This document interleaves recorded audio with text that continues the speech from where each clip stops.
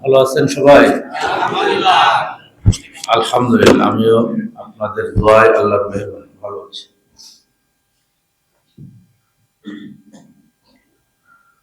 নাহমাদুহু ওয়া নাস্তাঈনুহু ওয়া নাস্তাগফিরুহু ওয়া নু'মিনু বিহি ওয়া নাতাওয়াক্কালু আলাইহি ونعوذ بالله من شرور أنفسنا ومن سيئات أعمالنا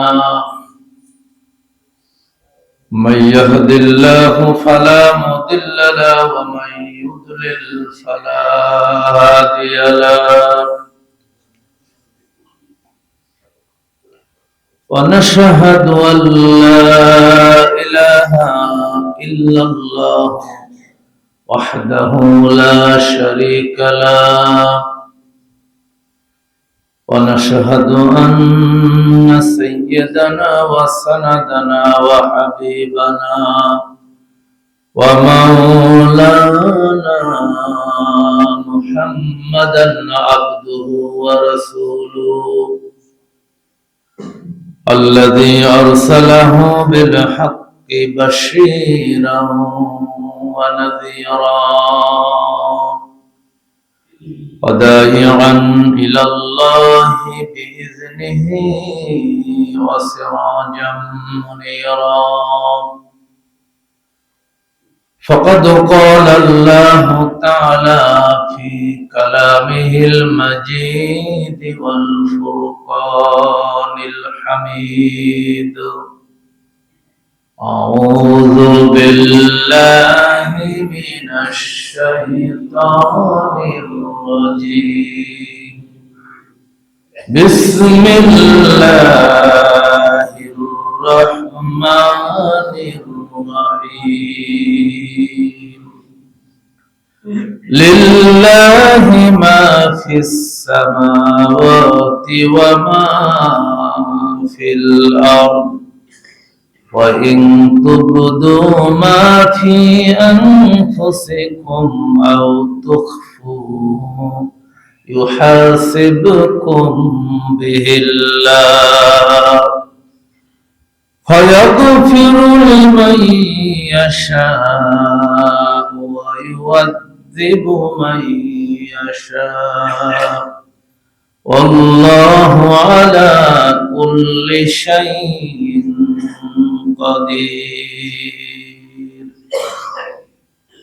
عن عبد الله بن عمر رضي الله تعالى عنه قال قال النبي صلى الله عليه وسلم ألا كلكم راع وكلكم مسؤول عن رعيته فالأمير راع وهو مسؤول والرجال راع على أهله وهو مسؤول والمرأة راعية على بيت زوجها وهي مسؤولة ألا كلكم راع وكلكم مسؤول عن رعيته متفق عليه.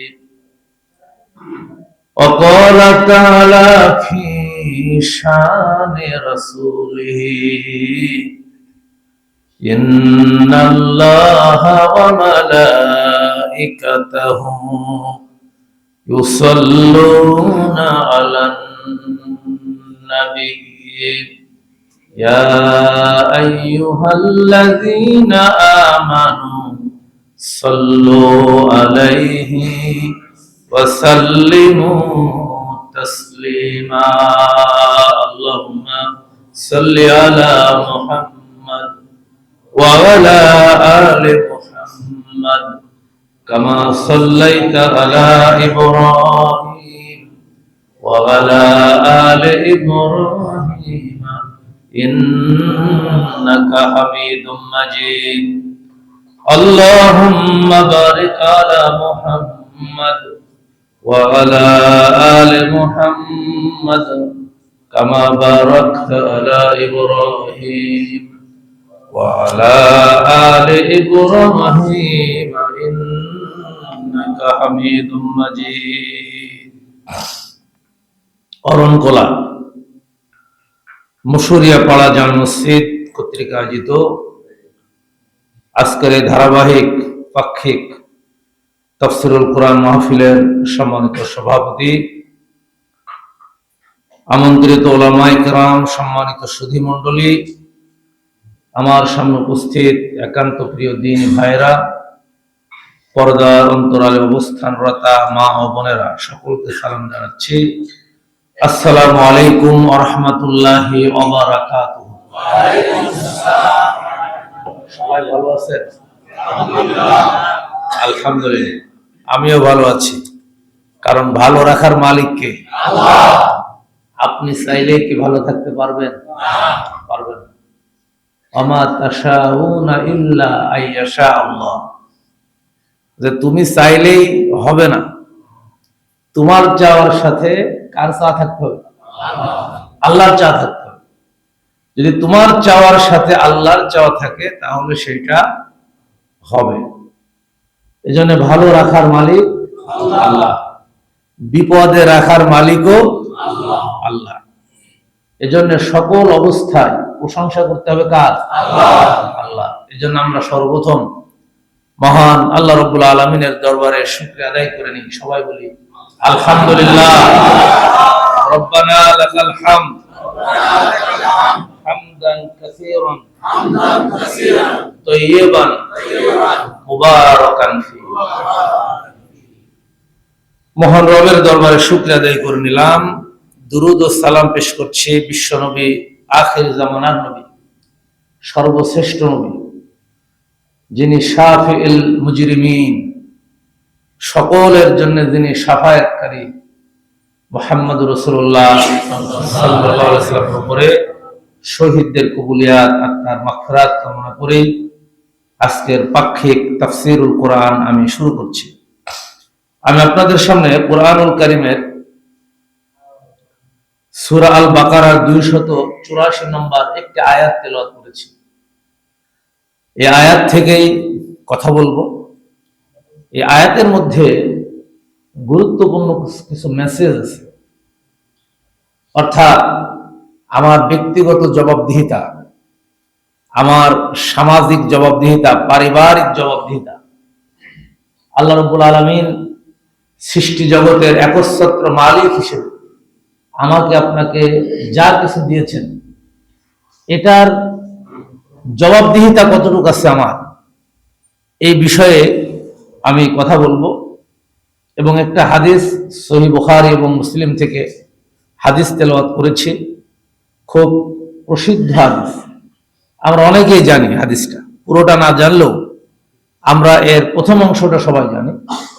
এটার আলোকেই আমি কিছু কথা পয়েন্ট আকারে দলিল ভিত্তিক বলার চেষ্টা করব ইনশাআল্লাহ বিইজনিল্লাহ। আপনারা শুনতে রাজি আছেন তো? ইনশাআল্লাহ। সম্মানিত হাজিরিন, আল্লাহ রাব্বুল আলামিন বলছেন, লিল্লাহি মা ফিস সামাওয়াতি ওয়াল আরদ ওয়া মা ফিল আরদ।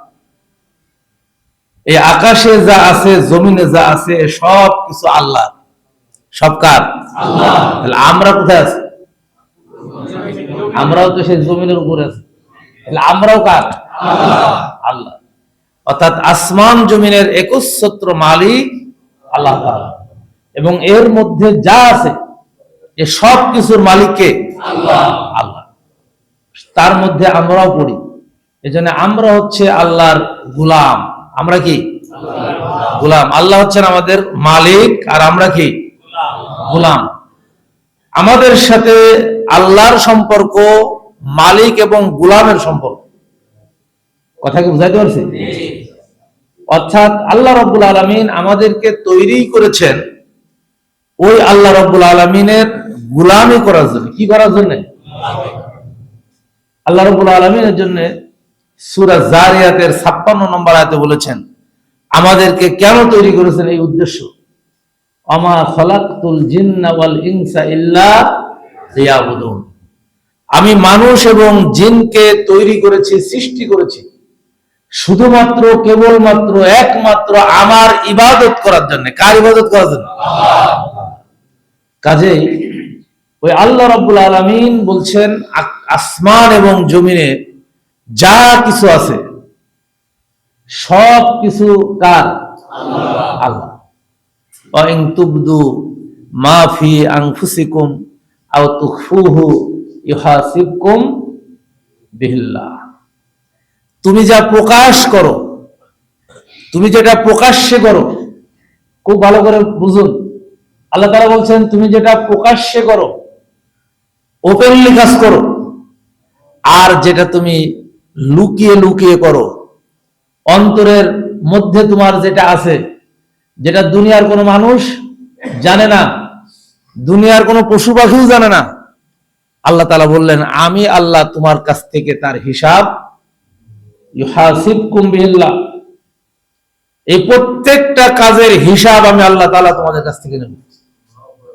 কথা কি বোঝা গেছে? তাহলে আমরা প্রকাশ্যে যা করি, গোপনে যা করি, আমরা সামাজিক ভাবে যা করি, পারিবারিক ভাবে যা করি, রাষ্ট্রীয় ভাবে যা করি, ব্যবসায়িক হিসেবে যা করি, পলিটিক্যাল লিডার হিসেবে যা করি, সামাজিক লিডার হিসেবে যা করি, যদি কোনো কিছুই না থাকে আমি ব্যক্তি হিসেবে যা করি, আল্লাহ তাআলা বলছেন ইউহাসিবকুম বিল্লাহ, আল্লাহর কাছে প্রত্যেকটা কাজের হিসাব জবাবদিহি করা লাগবে নাকি লাগবে না? এরপর আল্লাহ তাআলা শুরু করলেন, শেষ করলেন এভাবে,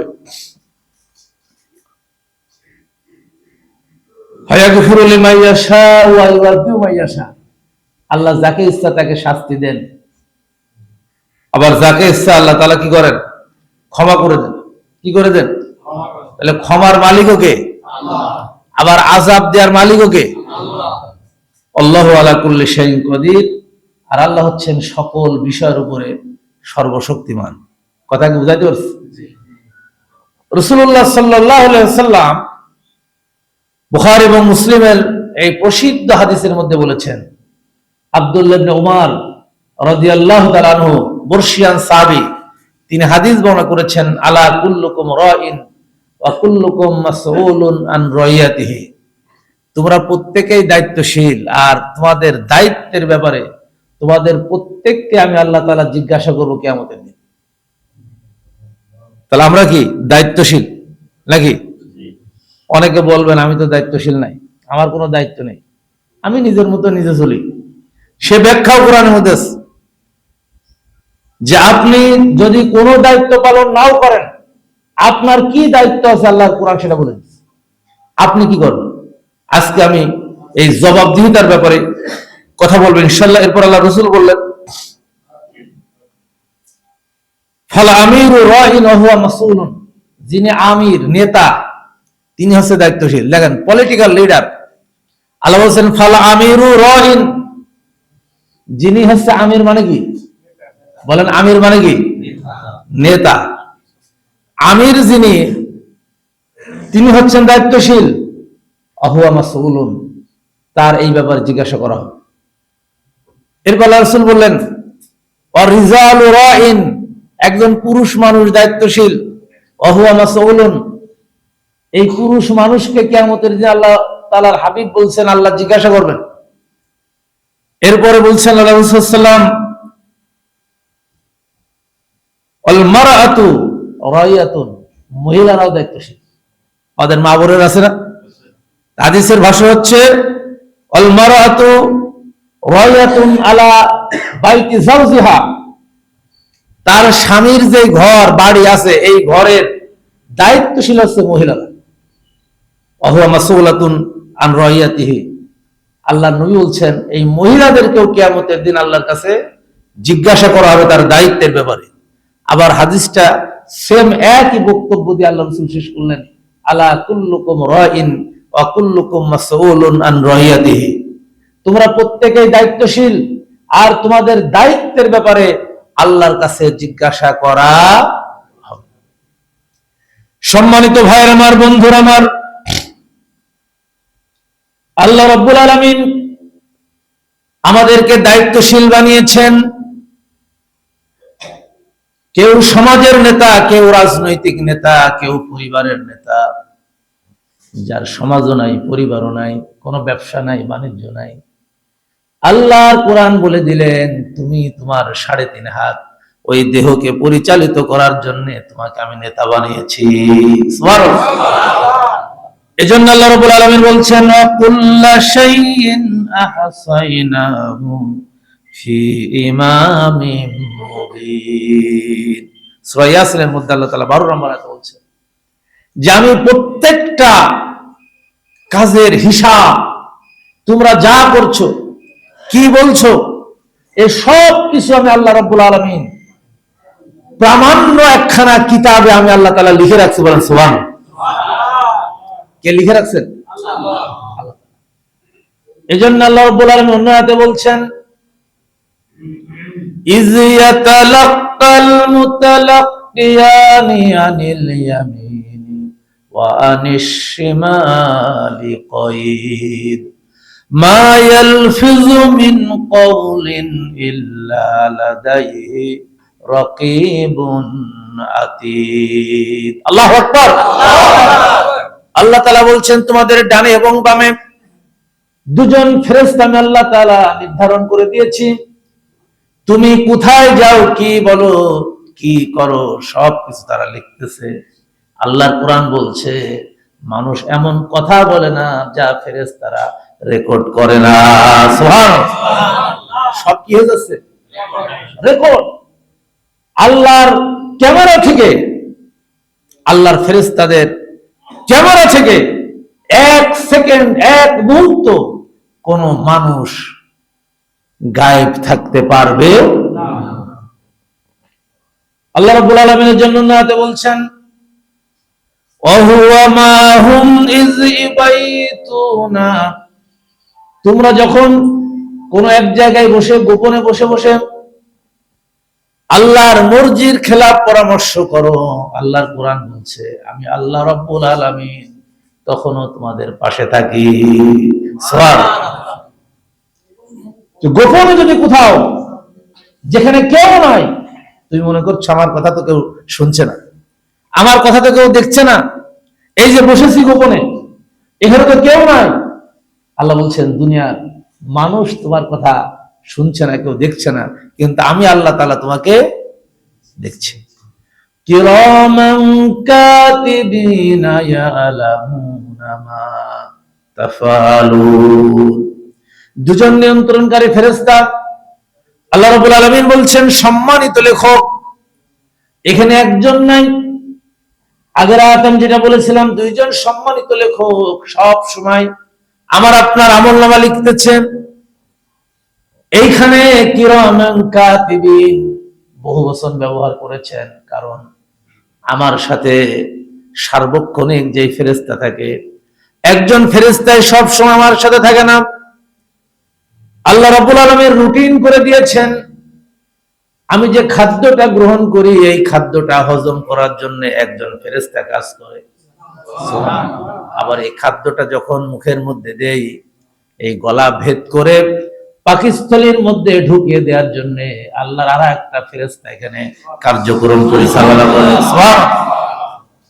আবার আমার ডাইনে ফেরেশতা আছে, বামে ফেরেশতা আছে। আমি যখন রাস্তা দিয়ে হাঁটি, রাস্তা দিয়ে চলতে গেলে আমি যাতে পড়ে না যাই, আমি যাতে আর একজনের সাথে অ্যাক্সিডেন্ট না করি, এই জন্য সদা সর্বদা একজন ফেরেশতা আমাকে আল্লাহ রাব্বুল আলামিন নিয়ন্ত্রণ করার জন্য রেখে দিয়েছে। এই সব কিছু আল্লাহ রাব্বুল আলামিনের মেকানিজমে আমার জীবন চক্রটা পরিচালিত হচ্ছে। এজন্য আল্লাহ রাসূল বলেছেন আলা কুল্লুকুম রাইন, তোমরা প্রত্যেকেই দায়িত্বশীল, আর তোমাদের প্রত্যেককেই আমার কাছে আল্লাহর কাছে জিজ্ঞাসা করা। কথা কি বুঝাইতে পারছি? তাহলে আমার আপনার যদি কোনো দায়িত্বই না থাকে, যে কোনো দায়িত্ব নেই, আমার 3.5 হাত দেহকে পরিচালিত করার জন্য আমার দায়িত্ব আছে না নাই? কিয়ামতের দিন আল্লাহ রাব্বুল আলামিনের জন্য আমাদেরকে সমস্ত আমলনামা হাতে দেওয়ার পরে বলবেন ইকরা কিতাবাকা কাফা বিনাফসিকা আল-ইয়াওমা আলাইকা হাসিবা। আল্লাহু আকবার। ইকরা কিতাবাকা, আজকে তুমি তোমার আমলনামাটা তেলাওয়াত করো। কে বলবেন? আল্লাহ। আপনার আমলনামা পড়ার জন্য আরেকজন প্রয়োজন হবে না। আমাকে আপনাকে আল্লাহ রাব্বুল আলামিন আমলনামা পড়তে দেবেন, আমার আমলনামা আমার হাতে দেবেন, আর বলবেন যে পড়ো আজকে ইকরা কিতাব, তুমি তোমার আমলনামা পড়ো। কাফা বিনাফসিকা আল-ইয়াওমা আলাইকা হাসিব, তুমি যেটা পড়বে এটাই আজকে তোমার হিসাবের জন্য যথেষ্ট। সুবহানাল্লাহ। আর কারোর প্রয়োজন হবে না। আমলনামাটা যখন আপনি পড়বেন একটুখানি চিন্তা করে দেখুন কেমন লাগবে।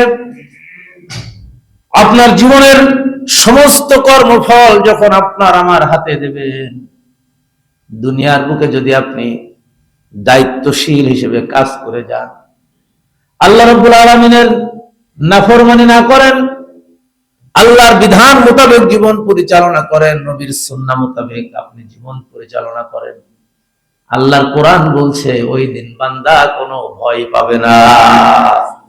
কোনো ভয় থাকবে না? ভয় থাকবে না। কারণ সূরা আল বাকারার মধ্যে আল্লাহ তাআলা বলেছেন, فَإِمَّا يَأْتِيَنَّكُم مِّنِّي هُدًى فَمَن تَبِعَ هُدَايَ فَلَا خَوْفٌ عَلَيْهِمْ وَلَا هُمْ يَحْزَنُونَ। আল্লাহু আকবার। আদম আলাইহিস সালামকে আল্লাহ রাব্বুল আলামিন পৃথিবীতে পাঠালেন, জান্নাতের নাজ নিয়ামত থেকে বঞ্চিত করে দুনিয়ায় পাঠিয়ে দিলেন। লম্বা ঘটনা কোরআনের মধ্যে আছে। হযরত আদম আলাইহিস সালাম দুনিয়ায় এসে চিন্তিত হয়ে গেলেন, কি সুন্দর জান্নাত, যা চাইতাম সব কাছে চলে আসতো, এত নাজ নিয়ামত, দুনিয়ায় তো এই জান্নাত নাই। অঝরে কাঁদতেছে হযরত আদম আলাইহিস সালাম। ফেরেশতা এসে আদম আলাইহিস সালামের কাছে সান্ত্বনা দিয়ে বললেন, ও আদম, জান্নাত যদি তুমি আবার পেতে চাও, জান্নাতে যদি আবার যেতে চাও, আল্লাহ রাব্বুল আলামিন তোমার উপরে যে ফরমান দেবেন, আল্লাহর পক্ষ থেকে যে বিধান তোমার কাছে আসবে, তোমার আওলাদ যারা পৃথিবীতে কিয়ামত পর্যন্ত থাকবে, আল্লাহর ওই বিধান অনুযায়ী যদি জীবন পরিচালনা করে, ফালা খাউফুন আলাইহিম ওয়ালা হুম ইয়াহজানুন, তাদের জন্য কোনো ভয় নাই, তাদের জন্য কোনো চিন্তা নাই। কারণ তাদের ওই সময় একটা আনন্দের অনুভূতি তৈরি হয়ে যাবে। বলেন সুবহানাল্লাহ। কি তৈরি হবে? সে নিজেই তার আমলনামা পড়তে পারবে। কথা কি বুঝা গেছে? নিজে আমলনামা পড়তে পারবে। সূরা হাক্কার মধ্যে এই বর্ণনাটা আল্লাহ তাআলা করেছেন। সূরা বনী ইসরাঈলের ৭১ নম্বর আয়াত আল্লাহ তাআলা কথা বলেছেন,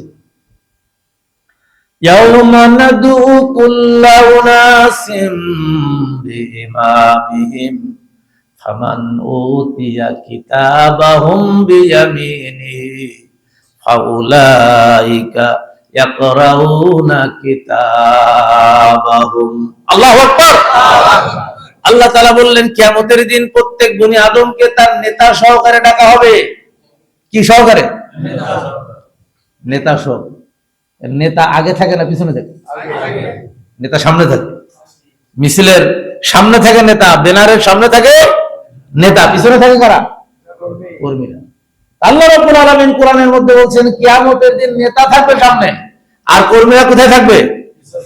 পিছনে। বিইমামিহিম, ইয়াউমা, সেদিন নাদু, ডাকা হবে, কুল্লা মানে সব, উনাসুন নাসের বহু বচন, প্রত্যেক বনি আদম, প্রত্যেক মানুষকে আল্লাহ তাআলা বলছেন, আমি কিয়ামতের দিন ডাকবো বিইমামিহিম, বা হরফে জর, এটা দ্বারা বোঝা যায় দিয়া দ্বারা কর্তৃক। কি দ্বারা ডাকবেন? নেতা সহকারে। কি সহকারে? নেতা সহকারে ডাকবেন। আল্লাহ তাআলা বললেন, ফাআম্মা মান উতিয়া কিতাবাহুম বিয়ামিনিহি, সেদিন যাদের ডান হাতে আমলনামা দেওয়া হবে। কোন হাতে? বলেন কোন হাতে? ডান হাতে যাদের আমলনামা দেওয়া হবে, ফাউলাইকা ইয়াকরাউনা কিতাবাহুম, সেদিন কেবলমাত্র তারাই আল্লাহর সামনে তাদের আমলনামা পাওয়ার সাথে সাথে আনন্দের সাথে তারা পড়তে শুরু করবে। সুবহানাল্লাহ। আর যাদের বাম হাতে আমলনামা দেওয়া হবে, তারা সেদিন আফসোস করবে। কি করবে? কোরআনে আছে না নাই? আছে। সূরা হাক্কা পড়বেন 25 নম্বর আয়াত থেকে, وأما من أوتي كتابه بشماله فيقول يا ليتني لم أوت كتابيا ولم أدر ما حسابيا يا ليتها كانت القاضية ما أغنى عني ماليا هلك عني سلطانيا خذوه فغلوه ثم الجحيم صلوه ثم في سلسلة ذرعها 70 ذراعا فاسلكوه إنه كان لا يؤمن بالله العظيم আল্লাহু আকবার। সেদিন যখন বাম হাতে আমলনামা দেওয়া হবে, আল্লাহর কোরআন বলছে দুই ব্যক্তিকে ওই দিন বাম হাতে আমলনামা দেওয়া হবে। আয়াতের মধ্যে যেই ব্যক্তি অর্থনৈতিক ভাবে সৎ ভাবে অর্থ উপার্জন করে নাই, 2 নাম্বার হচ্ছে যারা সমাজের কর্তা ছিল, নেতা ছিল, রাজনৈতিক নেতা ছিল, সমাজের নেতা ছিল, পরিবারের নেতা ছিল, নেতৃত্বের আসনে বসার পরে নেতৃত্বকে সঠিকভাবে পরিচালিত করে নাই। আল্লাহর কোরআন বলছে এই 2 শ্রেণীর হাতে কিয়ামতের দিন আমি বাম হাতে আমলনামা দিয়ে দেব। কোন হাতে দেবে? নাউযুবিল্লাহ। যখন বাম হাতে আমলনামা আসবে ফায়াকুলু ইয়া লাইতানি, হায় আফসোস, হায় আফসোস, লাম উতা কিতাবিয়া, আজকে যদি আমার কিতাবটা না দেয়া হতো কতই না ভালো। আজকে যদি কিতাবটা না দেয়া হতো ভালো, কারণ লক্ষ লক্ষ মানুষের সামনে সে বেইজ্জতি হবে, লাঞ্ছিত হবে, অপমানিত হবে। ইয়া লাইতাহা কানাতিল কাদিয়া, যদি দুনিয়ায় থাকতে এটার বিচার হয়ে যেত, দুনিয়ায় থাকতে এটার ফয়সালা হয়ে যেত, তাহলে আজকে অন্তত আসামির কাঠগড়ায় দাঁড়ানো লাগতো না। আল্লাহ রাব্বুল আলামিন এবার বললেন, বান্দা আফসোস করবে আর বলবেন মা আগনা আন্নি মালিয়া। দুনিয়ায় অনেক সম্পদের মালিক ছিল, সম্পদ উপার্জনের ক্ষেত্রে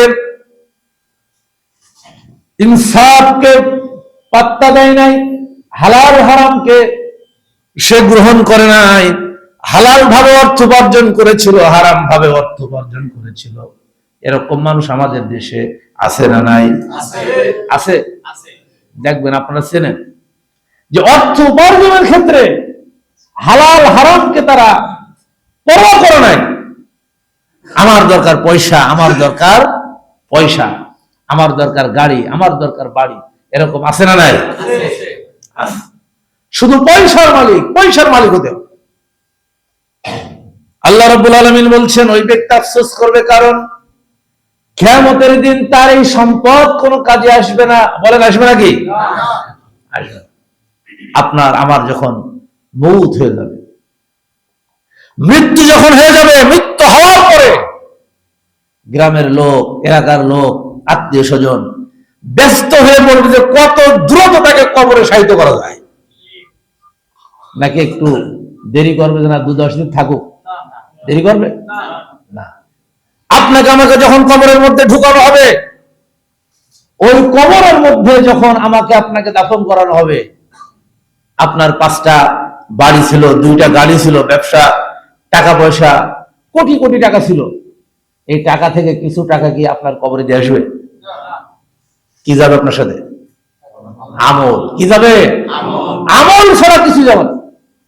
এজন্য আল্লাহ রাব্বুল আলামিন সূরা শুরার 88-89 নম্বর আয়াতে বলছেন, ইয়াউমা লা ইনফাউ মালুন ওয়ালা বানুন ইল্লা মান আতাল্লাহা বিকলবিন সালিম।